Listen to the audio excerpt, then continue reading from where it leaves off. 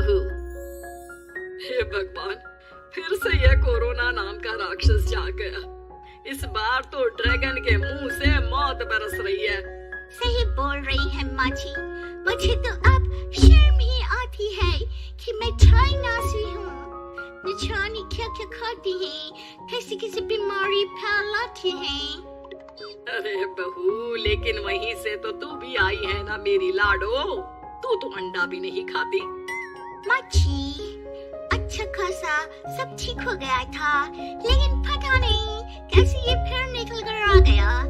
काश चाइना वालों को थोड़ी सी और अकल होती तो आज हम लोगों से अपने यूं जुदा ना हो रहे होते। कोरोना की नई लहर से देश में हो रही मौतों और घर में बंद रहने के कारण हमारी चाइनीज बहू बहुत दुखी होती है। उसे लगता है कि भारत में जो कुछ भी हो रहा है वो उसी के कारण हो रहा है। अब हमारी चाइनीज बहू परेशान सी रहने लगी। अरे क्या बात है मेरी चाइनीज गुड़िया, आज तू एक्सरसाइज नहीं करेगी? अरे ना तो तूने जूस पिया है, क्या हो गया लाडो? कुछ नहीं मम्मी जी, बस अच्छा नहीं लग रहा। लोग मर रहे हैं और मैं जूस पीऊं। माँ जी, चाइना से आई ये महामारी और मैं भी तो चाइना से ही आई ना। अरे अरे बेटा, ऐसा ना सोच। सास पूरी कोशिश करती कि वो चाइनीज बहू को समझाए कि इस बीमारी के लिए वो खुद को दोषी ना समझे, लेकिन माँ जी, मैं आज खाना नहीं खाऊंगी। आप सबका खाना बना दिया है। मैं कमरे में जा रही हूँ, प्लीज डिस्टर्ब मत करना। सास ने अपनी हंसती खेलती बहू का ये रूप तो कभी देखा नहीं था, लेकिन करती भी तो क्या। अगले दिन सुबह सुबह, अरे ये पूरे घर से स्वादिष्ट खाने की महक आ रही है। ये कौन है जो चाय बनने के वक्त लंच बनाकर तैयार कर रहा है? वो किचन में आती है जहाँ चाइनीज बहू ने शुद्ध वैष्णव खाना तैयार कर रखा था। अरे बहू, सोई नहीं क्या जो इस वक्त इतने प्रकार का खाना बना लिया? हाँ माँ जी, क्या करे, जब दिल में बोझ हो तो नींद नहीं आती। तभी तो मैंने सोचा मैं गरीब और जरूरतमंद लोगों को खाना पहुंचा दूंगी। वो ढेर सारा खाना रोज बनाती और गरीब और बेसहारा लोगों में बांटती। क्या कर रही है बहू? कितने दिनों से देख रही हूँ तू अच्छे से सोती भी नहीं है। क्यों कर रही है लाडो? क्या करूँ माँ जी, मेरे देश के लोग जीवन की लड़ाई लड़ रहे हैं और मैं सो जाऊं, मुझे नहीं होता। एक दिन चाइनीज बहू पीपीटी किट पहनकर खड़ी होती है। अरे ये क्या बेटा, खाना देने जा रही है या लड़ाई लड़ने? माँ जी, मैं कुछ दिनों के लिए घर नहीं आऊंगी। मैंने सोचा है कि मैं घर से बाहर रहकर कोरोना के मरीजों की देखभाल करूंगी। ओ प्लीज प्लीज आप मुझे रोकना नहीं। नहीं नहीं बहू, ये तो तूने बहुत ही नेक काम सोचा है। बस बेटा तू अपना ख्याल रखना। बहू वहाँ से चली जाती है, लेकिन सास की रोज फोन पर बहू से बात होती घर पर। क्या है माँ, क्यों भेज दिया तूने उसे? बाहर कितना खतरा है, उसे कुछ हो गया तो? अरे बिल्कुल चिंता ना कर, उसने सारे नियम कायदे को फॉलो किया है। अरे वो बिल्कुल ठीक रहेगी। और अगर मैं उसे मना कर देती ना तो उसकी अंतरात्मा उसे सोने नहीं देती। तू तो सारा दिन घर से ऑफिस का काम करता, लेकिन मैंने देखा है उसे कितना परेशान रहती थी कुछ दिनों से। हाँ वो भी है।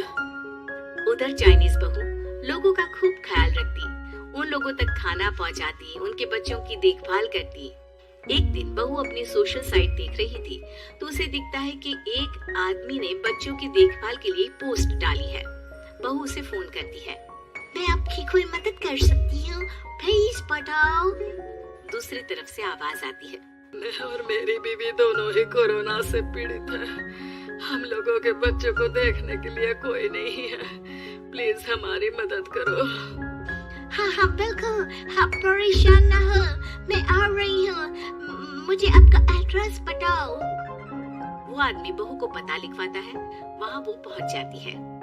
ओह, ये किसे बुला लिया आपने? ये तो चाइनीज है, इसी के कारण तो हम लोगों का देश इस परेशानी से जूझ रहा है। अरे पर ये तो हिंदी में बात कर रही थी। तभी बीवी की ऑक्सीजन लेवल गिरने लगती है। ये क्या हो रहा है? आप टेंशन क्यों ले रहे हैं? जल्दी से इन्हें अस्पताल लेकर जाइए। रुकिए, मैं आपको एक अस्पताल में बेड भी दिला देती हूँ। वो मेरे अंकल का अस्पताल है। चाइनीज बहू फोन पर बात करके उन लोगों को बेड दिलाती है, जहाँ पति की भी तबीयत खराब हो जाती है और दोनों को बेड दिलाकर बहू घर में बच्चों की पूरी देखभाल करती है। सास का बहू पर फोन आता है। अरे मेरी चाइनीज गुड़िया, कैसी है रे तू? अरे माँ, पीछे की गली में ही हूँ मैं। वो खालिया लोग है ना, उन दोनों हस्बैंड वाइफ को कोरोना हो गया था। मैंने उन लोगों को श्रीवास्तव अंकल के अस्पताल में भर्ती करवा दिया है और अब मैं नमाज ही उन दोनों बच्चों का ख्याल रख रही हूँ। अरे जीती रे बेटा, कोई जरूरत हो तो बता देना। नहीं माँ जी, सब कंट्रोल में है। बस इन बच्चों के माँ बाप ठीक होकर घर आ जाएं। अच्छा माँ, इन लोगों के घर का फोन बज रहा है, मैं आपको थोड़ी देर बाद कॉल करती हूँ। लैंडलाइन में घर के मालिक का फोन था। हम लोगों की जिंदगी का कोई भरोसा नहीं है। यहाँ इलाज महंगा है और हम लोगों के पास पैसे नहीं है। जितना इलाज हो सकेगा उतना ही होगा। हमारे बाद प्लीज आप हमारे बच्चों को संभाल लेना। नहीं, ऐसा मत बोलिए, मैं अस्पताल वालों से बात करती हूँ। बहू अपनी बैंक से अस्पताल वालों को पैसे दे देती है और फोन पर कहती है, मैंने आप लोगों के अकाउंट में पैसे डाल दिए हैं। इन दोनों का अच्छे से इलाज होना चाहिए। पैसे की जरूरत होगी तो मैं और डाल दूंगी। सारा दिन बहू कोरोना पेशेंट के बच्चों को देखती, रात में ढेर सारा खाना पैक करके जरूरतमंदों में बांटती, सोशल साइट्स के जरिए भी वो लोगों से जुड़कर उनकी मदद करती। फिर एक दिन घर का मालिक और उसकी बीवी ठीक होकर घर आ जाते हैं। आपका बहुत बहुत शुक्रिया, मैं आपकी पाई लौटा दूंगा। भाई नहीं, पैसा दिया था, लेकिन वो जब आप बिल्कुल ठीक हो जाना तो क्षमा कर दे देना, कोई बात नहीं। दोनों पति पत्नी चाइनीज बहू का शुक्रिया अदा करते हैं।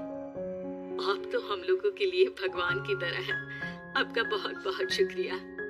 चाइनीज बहू बहुत खुश हो जाती है।